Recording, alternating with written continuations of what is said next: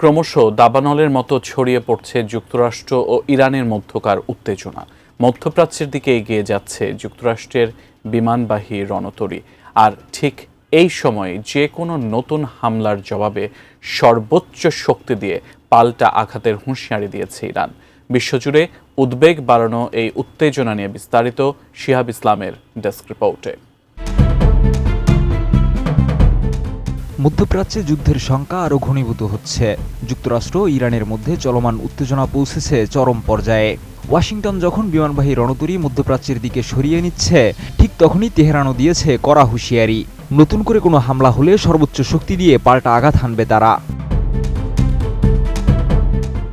21 January the Wall Street জার্নালে প্রকাশিত এক নিবন্ধে ইরানের পররাষ্ট্রমন্ত্রী আব্বাস আরাকচি বলেন, এটি কোনো ফাঁকা হুমকি নয়, বরং বাস্তবতা।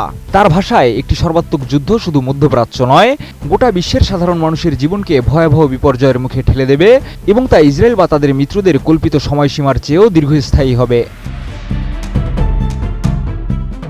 ইরানের এই অবস্থান মূলত মার্কিন প্রেসিডেন্ট ডোনাল্ড ট্রাম্পের সাম্প্রতিক হুমকির প্রতিক্রিয়া। এর আগে নিউজ ন্যাশনে দেওয়া এক সাক্ষাৎকারে ট্রাম্প হুঁশিয়ারি দেন, ইরান যদি তাকে হত্যার চেষ্টা করে তবে দেশটিকে পৃথিবীর বুক থেকে মুছে ফেলা হবে। ফিনিশ আসলে একটা জিনিস, সস্তায় বস্তাপতা জিনিস, স্পার্টা চিনে ফিনিশ।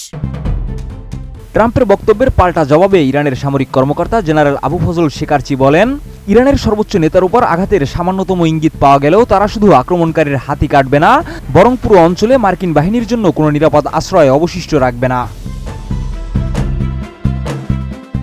এই উত্তেজনার মধ্যেই যুক্তরাষ্ট্রের বিমানবাহী রণতরী ইউএসএস আব্রাহাম লিঙ্কন দক্ষিণ চীন সাগর পেরিয়ে মালাক্কা প্রণালী অতিক্রম করে ভারত মহাসাগরে অবস্থান করছে।